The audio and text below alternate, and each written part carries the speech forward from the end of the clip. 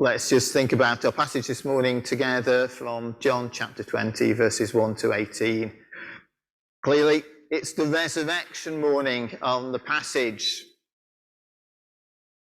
Jesus had been raised from the dead, but of course at the time the disciples didn't know that.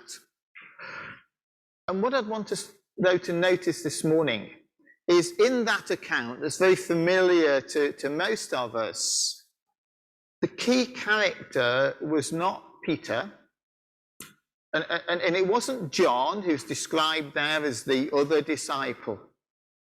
The key character in this account of the resurrection is Mary Magdalene. She's the one where most of the focus is on. And this morning, we're now approaching the end of our series, looking into John's Gospel at the lives Jesus changed. And Mary Magdalene is clearly one of those people whose lives Jesus had changed. We first come across Mary Magdalene in the scriptures in Luke chapter 8, where she's a lady out of whom Jesus casts 7 demons. It's probably worth saying that though people sort of try and associate Mary Magdalene with other people in the New Testament accounts, sometimes that's a bit stretched. I mean, there's nothing to say that Mary Magdalene was the lady who approached Jesus in Luke chapter 7 with an expensive bottle of perfume and anointed his feet. And people said, oh, if Jesus was really who he said, he'd know what sort of woman this was. If Luke had wanted to make that connection, he'd have made it explicitly. There's no suggestion of that. Neither is it likely, or neither is it true, that Mary Magdalene was the woman who was in John chapter 8 caught in adultery and brought before Jesus. And Jesus wrote on the sand and said, well, okay, anyone, whoever's accusing her, let that person cast the first stone. And of course, they all melted away. Some people sort of say, but that was Mary Magdalene. But there's no real suggestion that that was the case. But she is a lady out of whom Jesus had cast 7 demons. And it's probably worth just thinking about that for a moment, just to get an understanding. We, in the modern world, we tend to think, oh, well, casting 7 demons out, that's just how they spoke in the first century. And what they really meant was some sort of illness that they didn't understand. You know, associate demon possession with maybe epilepsy or some sort of paralysis. And so what is this? Oh, we'll just categorize it as that. But actually, if we look into the New Testament, that's not what we see. In the New Testament, though all these illnesses and conditions and diseases are recognized, this whole area of possession is listed separately. Let me show you what I mean. Matthew chapter 4, verse 24, it says this: news about him, that's Jesus, spread all over Syria, and people brought to him all who were ill with various diseases, those suffering severe pain, demon-possessed, those having seizures, and paralyzed, and he healed them. Now, different categories, of which demon possession is one in its own right. So it is something real, something that was serious, something from which this lady needed to be released. But just to reinforce the point that Mary was not necessarily a woman who'd had an immoral life or lived in wicked ways, it's worth pointing out that in the New Testament, where people are released from possession, it's never linked to anything they have done wrong in their life. There's never that connection. What it says is that they're afflicted by this, if you like, tormented by it. And that would be very real, because considered in that way, although Mary might have been a lady of quite reasonable wealth, that would have been no help to her whatsoever, because she'd have been ostracized. She would have been excluded. She would have been kept out. So in a very real way, Jesus freed Mary Magdalene from all that torment. So she really was somebody who Jesus had set free. He had released her. And what we read about her is that she became one of the women followers who followed Jesus. You know, we always think about Jesus and his disciples, so we picture Peter, James, and John and all the other men following him. But Jesus also had followers who were women who followed him as well, and in many ways provided for him and provided for his needs. It's probably worth pointing out that actually, relative to his society, Jesus elevated the circumstances of women far more than anyone at the time could have imagined. They would have been astonished at the recognition that he gave to women. I mean, just to give some idea of what the culture was like, people would go to worship in the temple in Jerusalem, but the women would only go so far. They were only allowed into the court of women. The men would go in further. They would be excluded. Ancient Israel knew nothing of equality.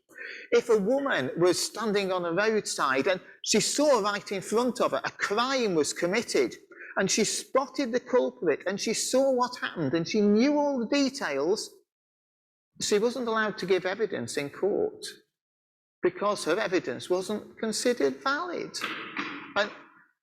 And the condition of women was such that if a husband wanted to divorce his wife, he could do so at a whim.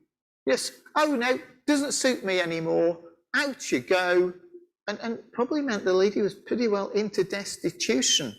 No, that society knew nothing of equality. And yet Jesus rejected all of that.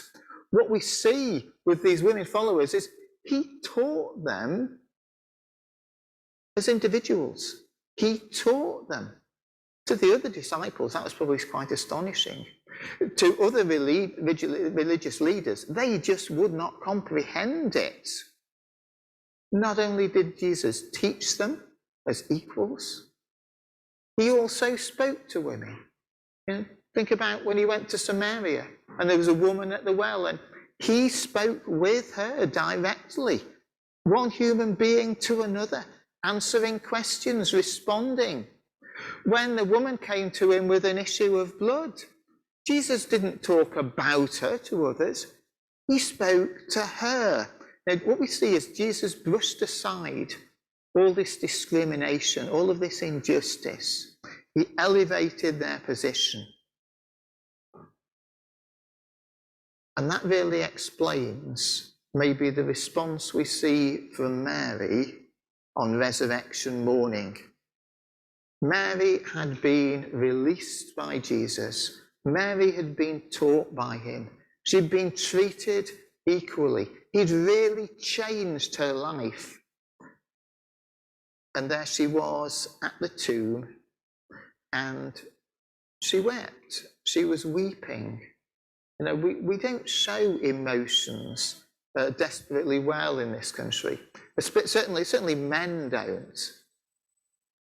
But actually, at times of real loss, that's when we really get a measure of how people feel, how much people were affected.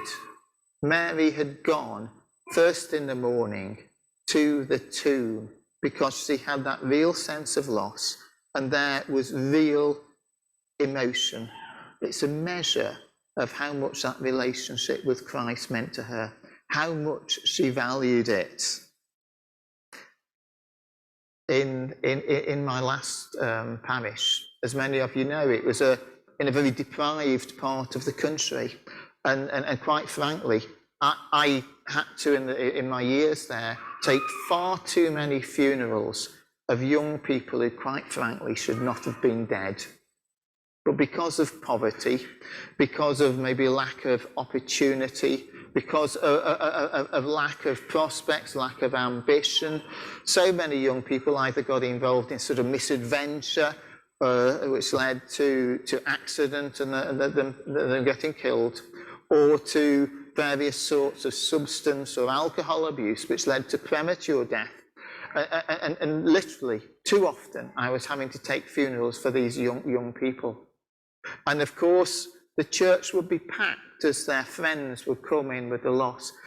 And I always remember, can never possibly forget, how many times the coffin was being borne by great big burly young fellas, squeezed uncomfortably into smart trousers and white shirts they clearly weren't used to wearing, with tattoos protruding out up the neck and down from the sleeves, and shaved heads coming in. And honestly, they were crying their eyes out. As they carried the coffin in, they'd cry their eyes out. At the end of the service, they'd go to the front and wouldn't let go. It's a measure of the feeling of loss that was there. And here, what we've got in our passage is Mary at the tomb. It's probably worth saying, just as an aside, do you ever wonder why, relatively speaking, there are so few men in churches compared to women? It's probably because actually real worship means showing emotion. And men aren't good at showing emotion, but it's part of worship, and that's what we see with Mary here. She was somebody whose life was changed, and she really felt it. Therefore, she felt the loss. And what we see, in a sense, is real worship. But what we also see in this passage is that though Mary was a lady whose life had changed, she was a lady whose life now needed to change more. And perhaps that explains why she failed to recognize Jesus. She had a respect for Jesus. Her life had been changed by Jesus. She'd been taught by him, but she'd never fully grasped who he was. So in her distress, when Jesus appears, she thinks it couldn't be.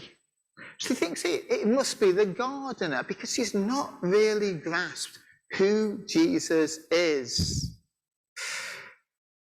And what Jesus says to her are those words, some passages, versions of the Bible say, don't hold on to me.